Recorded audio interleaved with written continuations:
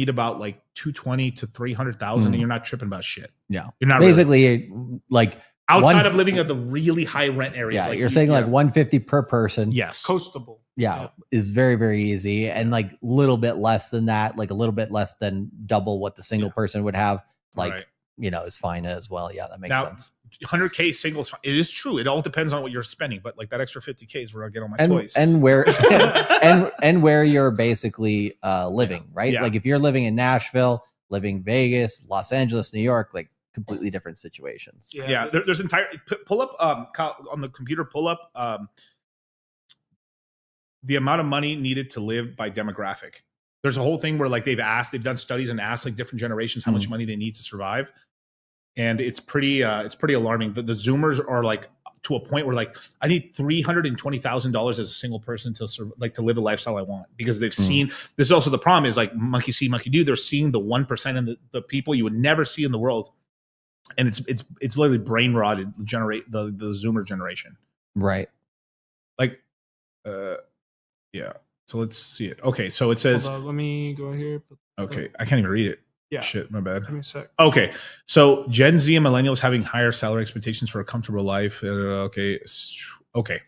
Gen Z, some believe at least 100,000. No, I've seen way higher ones than that. Well, this is just off Google. Yeah, this is off of Google. I'll have to find it. I'll do it for another stream. But like, basically, the older generations you need less, and the newer ones. The difference between the millennial and the Zoomer one is so outrageous. If I showed you a chart, you couldn't believe what these dumb motherfuckers believe. Oh, this is what people think. They think they need. Oh, okay. Not actually what they do need. Oh, okay. So outlandish. It was like 300,000 or 400,000. Wow. For the Zoomers. And millennials are like, we look normal. Like, yeah, dude, I look to make 110, 120. That'd be cool. And the Zoomers are like, I need $400,000. Yeah, like, I know for the millennials where that number comes from, because that's like, what do you call it? That was a really good salary about 5 years after college. Yeah. So that would have been mid 2010s, right? 2015. And we're playing catch up right now. Right. Most of the generation, not us, but like most of the generations playing catch up on that. Right, because of the inflation and currency devaluation. Yeah. Or losing a job. All of that, yeah. So, dang, I'm gonna make 160. You can make more. I will trust you. It is not that hard. And I say that, but like it was fucking difficult. And it also depends on what age you are, where you are, all that stuff, right? Like if you're at 25 years old making 60K a year, great, right? By the time you get to 30, like let's double that. Yeah, you know, that's something that you can do definitely. Yeah.